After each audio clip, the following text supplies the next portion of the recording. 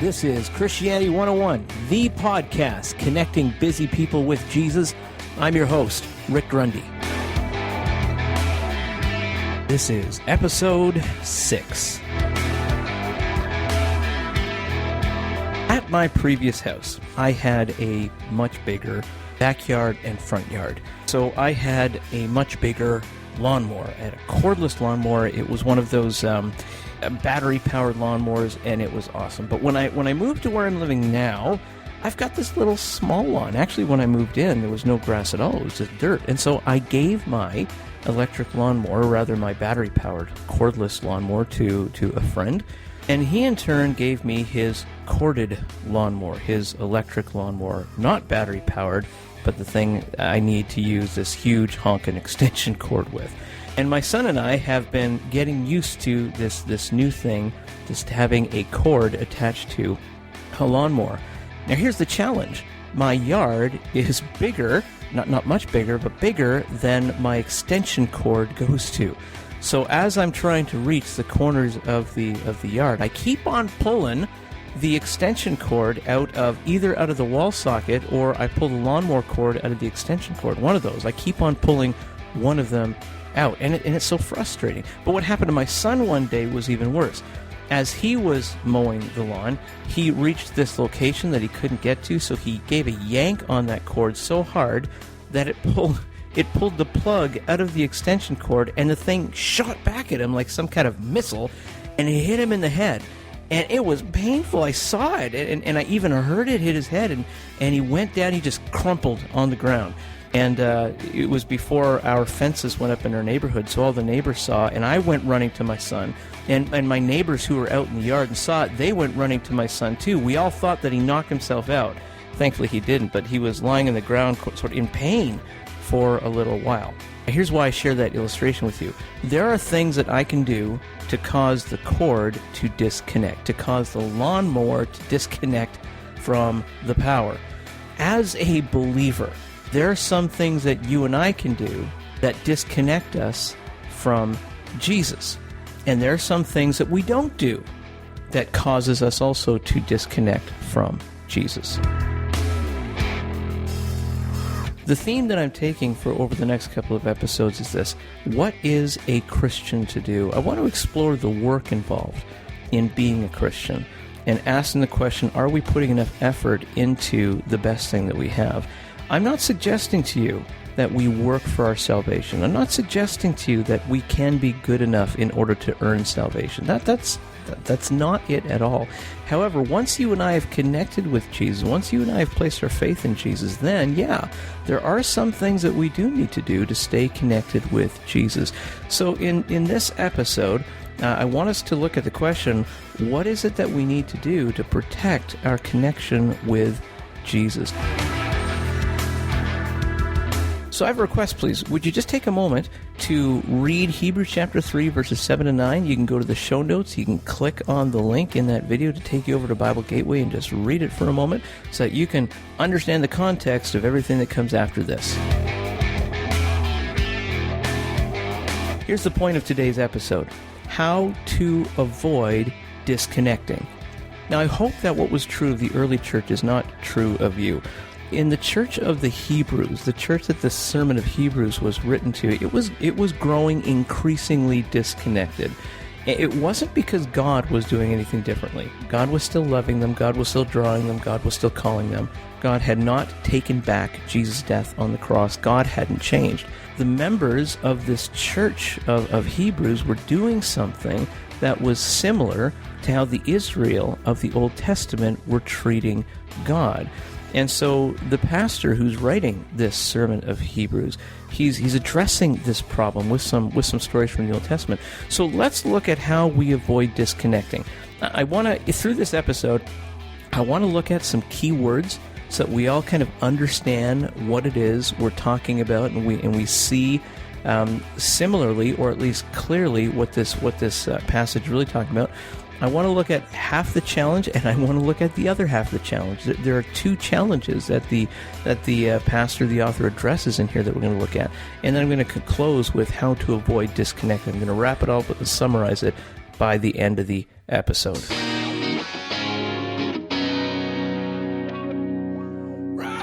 First of all, I want to look at keywords. Keywords are so vitally important.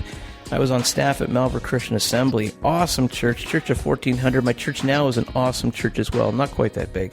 And as we're in staff meeting, I don't know, there was about 10 of us, 10 to 14 staff members. I honestly don't remember. I've got a horrible memory, but there was a lot of staff members. And while we were in our staff meeting, a name was brought to the table. One of my friends on staff, her name was Sabrina. She was suggesting this one person and said this one person would be awesome as a ministry leader. And so she was bringing the name around the table and wanting our feedback to know if what she saw in this person was what we saw in this person. Now, I'm going to use the name Michael. I have no idea who this person is, what this person's name was. I can't remember at all. So I'm just gonna pull one out of the hat, and I'm just gonna call this person Michael. She was discussing Michael. Remember, I don't know if that's a real name. She was discussing Michael with us, and as she was discussing Michael with us, she was telling us how reliable Michael was, how compassionate Michael was, how much he knew the Bible, how he was a great husband. And the thing is, I was the only other person on staff who knew who she was talking about. And as she's describing this compassionate, reliable, good husband kind of person, I'm shaking my head. I'm like, how can you see him like that? And then the question was, well, what's your reference? Do you have a reference? What do you feel about him? I was like, well, I think I know this guy very, very differently. And she and I, Sabrina and I, had very different roles. She was sort of administrative, overseeing children's ministry, doing a lot of that kind of stuff. I wasn't doing any of that. I'm not administrative, not really. And I was overseeing small group leader development, preaching sometimes, just like her, leading worship and outreach. And so I knew people differently than she knew people because we had very different portfolios, and said, I know this guy very, very differently than you do. Yeah, he's not reliable at all. The guy is a heretic.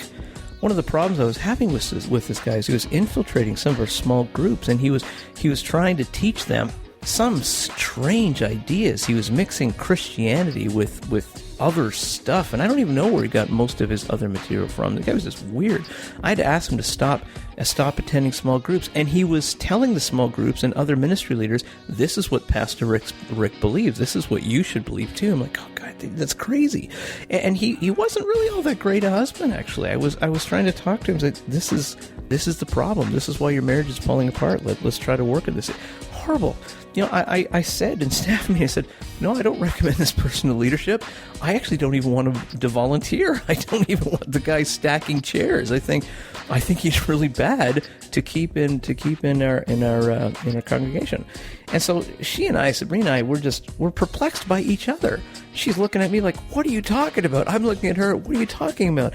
And then my boss looks at us and says, are we talking about the same person? Because it sounds like we're talking about two different people. And there it was. I wasted about 10 minutes of that staff meeting because I didn't ask for the guy's last name. And you'd figure in a church of 1,400, there might be more than one Michael. And sure enough, there was. And she told the last name of the Michael she was talking about. I said the last name of the Michael I was talking about. Remember, it's not the real name. I have no idea what the real name was.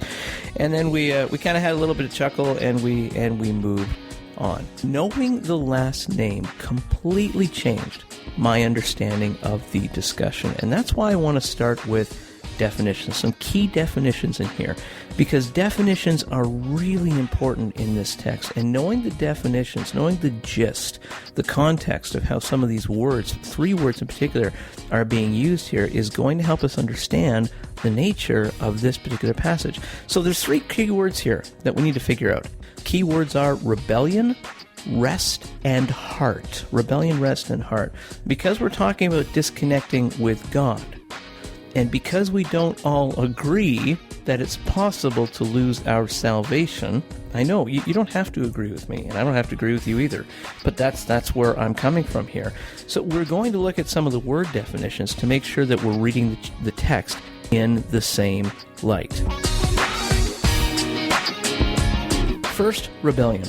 Rebellion is defined as rejecting the relationship. That's the gist that this word is being used in. rejecting the relationship. And I mean that it's a relationship that is already established. It's not rejecting the offer of a relationship. It is indeed rejecting a relationship that has already been established. So the rebellion being referred to, this is actually coming from Psalm 95, verses 7 to 11. And in Psalm 95, 7 to 11, this psalm is summarizing Israel's 40 years of wandering in the wilderness. Now, shockingly, after Israel had seen God rescue them out of Egypt from the plagues, they saw the plagues. They saw the parting of the Red Sea as Pharaoh and his army is coming after them.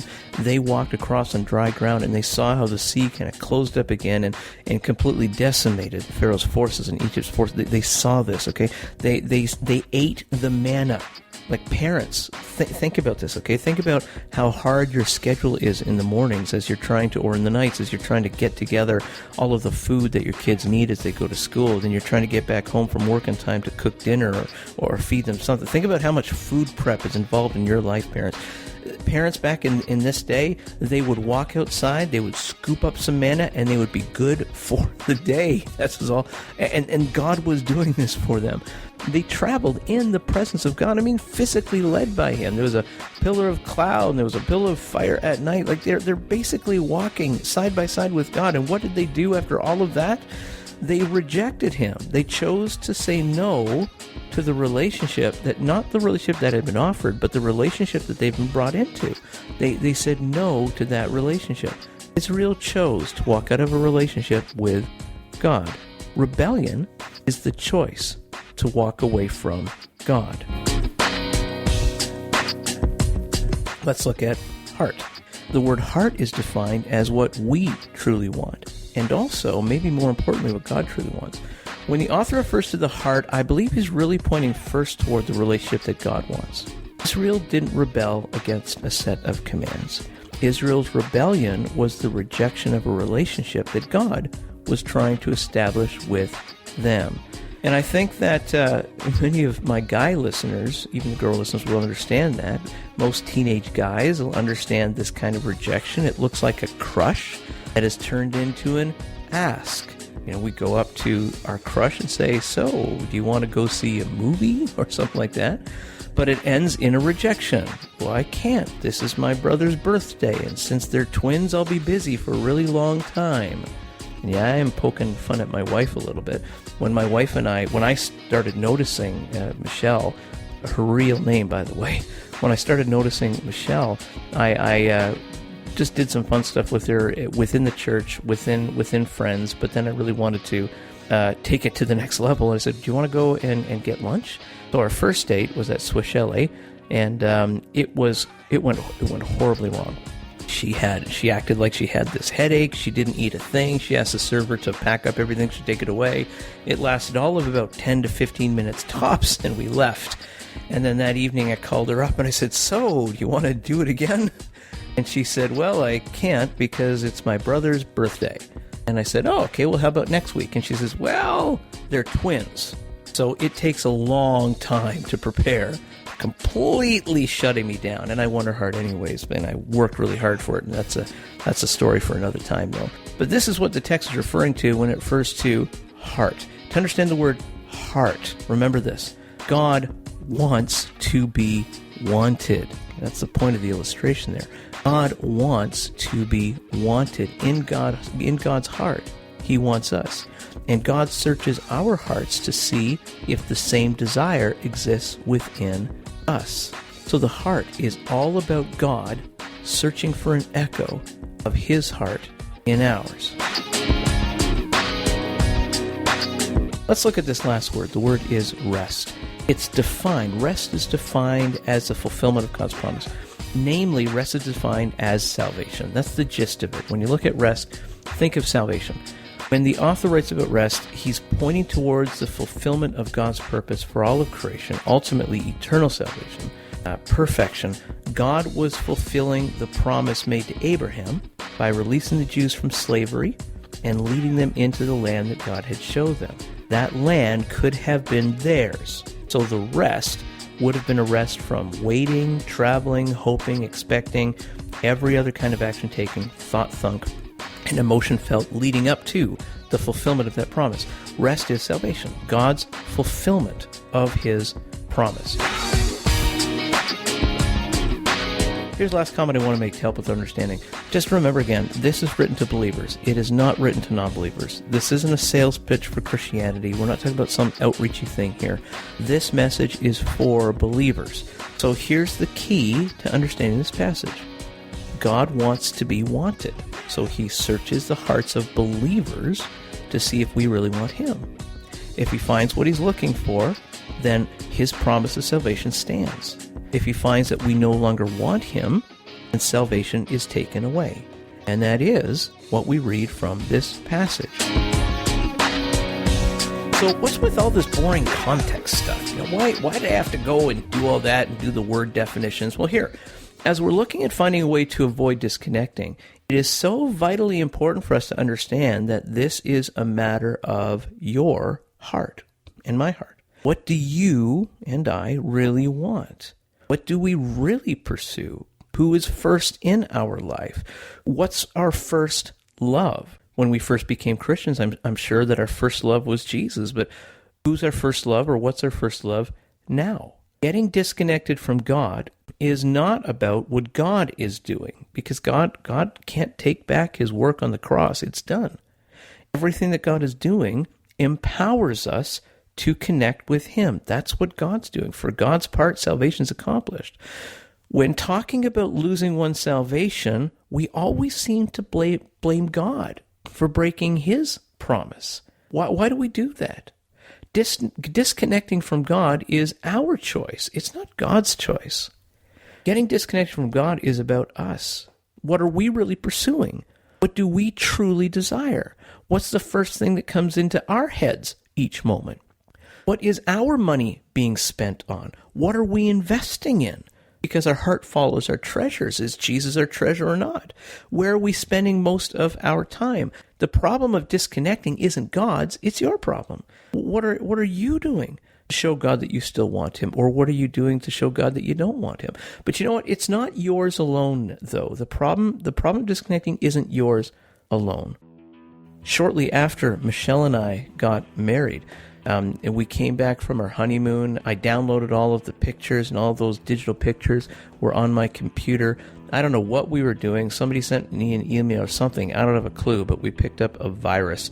And I couldn't afford much. I just had a really cheap kind of computer, and I couldn't afford antivirus software, and I couldn't afford a bunch of stuff. So what happened is we picked up a virus, and it just shut down the computer. And the computer was on its last legs anyway, so it wouldn't have taken much. But the thing was, it was before I knew about backups, and it was before I could afford any kind of backing up. And so when the computer died, all of our pictures, which was really the only important thing on that computer, all of the pictures from our wedding and our honeymoon leading up and shortly after that time, they were gone. We lost it all. The point of the illustration is this. My computer picked up a virus and wiped it out. Believers can pick up a social virus that inspires them to disconnect. Social viruses can wipe us out. Now, let me extend that further to let you know what I'm talking about.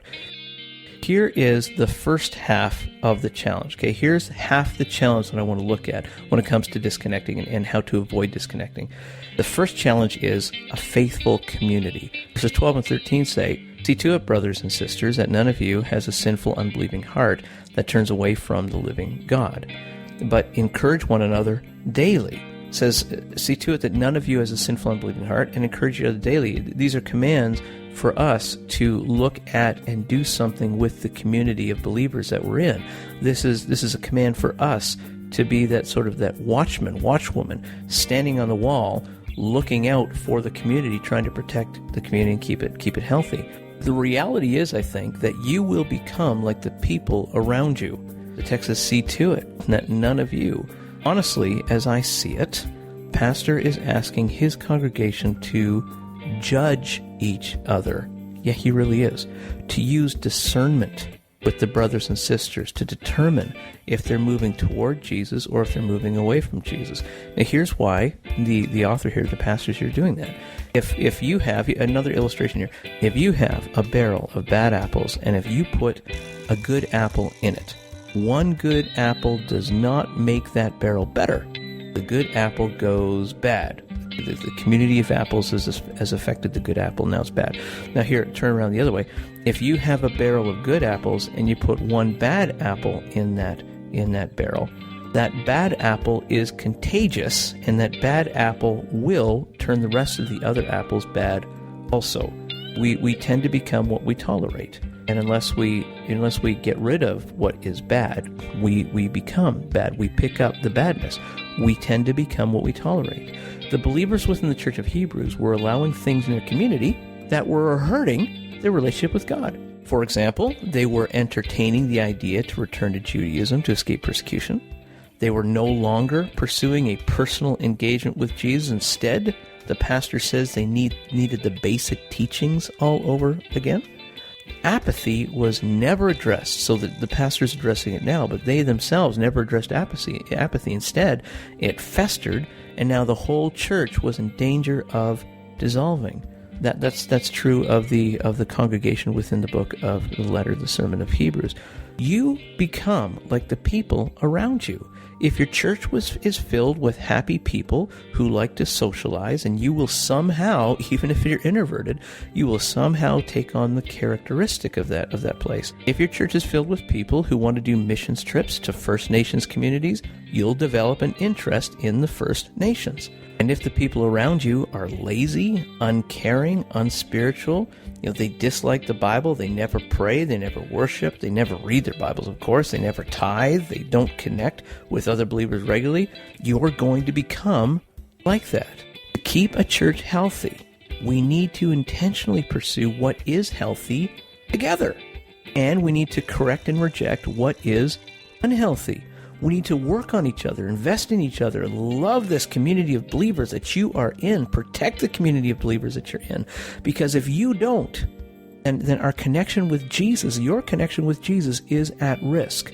If you don't do what you can do, what you need to do to protect that community. To avoid disconnecting with Jesus, we need to invest ourselves in our local church.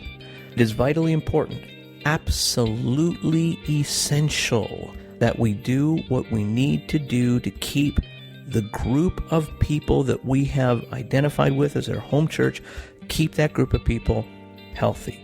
So invest in the people around you. You become like the people around you, so invest in the people around you. The text says, encourage one another daily. Think about that word daily. The local church is so essential to your connection with Jesus. The pastor uses this word daily. And if he uses the word weekly, then we can understand that. It's important, but not very important. He used the word daily. Investing in each other is super important. Caring for each other is super important. It's important to our own salvation. It's important to your salvation. The Church of Hebrews, they were no longer regularly investing in their local church. Actually, a little later in the Sermon of Hebrews here, the pastor will even reprimand them for skipping church. And he tells them to start going back regularly. They were treating the church casually, and it was being reflected in how they were treating Jesus. So invest in the people around you. These people that you're gathering with every single Sunday, hopefully every single Sunday, are the people that you have around you to ensure that you don't lose the faith. These people are the safest net that you have. These people that are in your local assembly are the people that God has given you to ensure that you make it to the rest that God promised. And you are part of the community. You're their safety net. So the people in the church are leaning on you to be their safety net. So if you see something wrong, you get to speak up to that and speak health into it as well. These people are incredibly important to you. So are you treating them with that kind of importance? Because you become like the people around you, invest in the people around you. Treat them as important as they really are. How do you avoid disconnecting? Well, here's half of the challenge right here. You need a local church to keep you from disconnecting with Jesus. A local church that's intentional, but making sure each other does not disconnect. But that's only half of it, though. That's only half of it. There's more in this text. Let's look at the other half of the challenge. Personal engagement. Here's the other half, personal engagement. Yeah, a lot does ride on your own shoulders. Verses 14 to 15. We have come to share in Christ if indeed we hold our original conviction firmly to the end. There's that word if there again. It's conditional. You got to hold your original condition to the very end. Friendships are conditional. I'm going to camp out in the word if for a moment. Here is a recurring theme throughout Hebrews. The pastor continually comes back to this. The reason the pastor writes is because the danger is real. The pastor is appealing to his congregation to return to their first love. Remember what you felt about Jesus when you first believed. Remember how much you invested in Jesus when you first believed. Remember how much time you spent learning about him and praying when you first believed. The pastor asks his church to get back to the basics of friendship and start pursuing Jesus again. I was prayer walking through my neighborhood just a couple of evenings ago, and while I was doing that, for some reason I was just remembering the early passion that I had, and I was praying, and I said, God, can I get that back? Can I get back to the place where the Bible was new and fresh, and praying was exciting because I was connecting with something I never connected with before? And I was praying, can I get back to the place where my devotions are not simply a time slot on my schedule or something I do intentionally? Can I get back to the place of desire, like when I first believed? And that's what this pastor of this sermon of Hebrews is encouraging his congregation to do. Do you remember how you felt when you first believed? It wasn't about schedule, about being intentional, about doing what's right. It was about pursuing a new relationship. It was about a relationship that changed your life. What is your Christianity about now? Church of Hebrews were no longer interested in the relationship. They lost their focus on the relationship because it was no longer about a relationship. It was easy for them to entertain the idea of returning to Judaism, which is crazy talk. When it's no longer about a relationship with Jesus for you, what is it easy for you to do? What is it easy for me to do? When we take the relationship out of the equation, we forget that it's about you and I personally connecting with Jesus. There are a lot of things that become really easy for us to do because we're not thinking about how damaging it is to an actual relationship. Friendships are not only conditional, friendships are pursued. The text says, hold our original convictions. The original convictions of the Church of Hebrews were similar to ours. Faith in Jesus leads to forgiveness and renewal and ultimate salvation. Faith in Jesus is how we become friends with God. The pastor calls them back to that original conviction of faith and faithfulness and friendship. The calling is the same for us. We need to hold on to the call to faith, faithfulness, and friendship. If we're not pursuing a friend, we are pursuing nothing. Because Jesus doesn't offer us a religion or a better way of life. Jesus offers us a relationship that's based on faith. He offers us a relationship that's worth dying for. He offers us a relationship that's worth living for every single day. So to avoid disconnecting, we pursue personal engagement with Jesus. We pursue a friendship. It's a friendship that fizzles without attention. A friendship that's as much our choice as it is God's. A friendship that is essential to protect and grow. We pursue a friend who requires our first and our best and won't be enticed by apathetic attempts to playing church or religion. Now here's why it's so vitally important, okay? Here's why this is so important. Here's why our Christian community, the local church, and our personal engagement is so very important. Verses 18 and 19 say, "And to whom did God swear that they would never enter his rest, if not to those who disobeyed?" So we see that they were not able to enter because of their unbelief. Listen to me 1 second here. We never have to fear that God will reject us, because he never will. But we need to be super intentional about our community, our faith, and our own personal faithfulness. You know why? Because we can walk out of our friendship with him. This isn't about God rejecting us. This is about us rejecting God. And if we reject God, then we can know for sure that we are losing the benefits of salvation, because the benefits of salvation, they only come within the context of relationship. And that's with our faith in Jesus and our continued faithfulness, treating Jesus like a friend, pursuing him like a friend, all life long.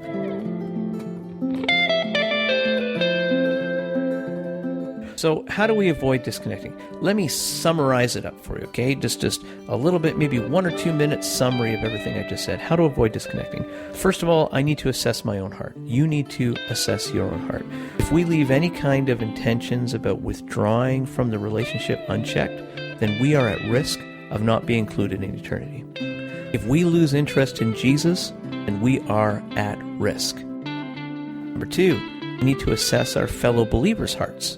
Not only do I need to assess my heart, I need to assess the hearts of my fellow believers. If I allow people around me to keep their intentions about withdrawing from personal engagement with God, then I'm at risk of being pulled out of my fellowship along with them. So we need to look at our community, and we need to ask ourselves, who's in danger of pulling away? I need to go and I need to help those people. And thirdly, pursue personal engagement with Jesus. God restricts benefits like eternity. He promises his benefits to those who want the friendship like he wants a friendship. We absolutely need to pursue the relationship. So here's the takeaway. 1 sentence, 8 words. 1 sentence for you to walk away with and say, this is what this episode was about. Here's the application. Here it is. Keep things personal with Jesus and the church. Keep things personal with Jesus and the church.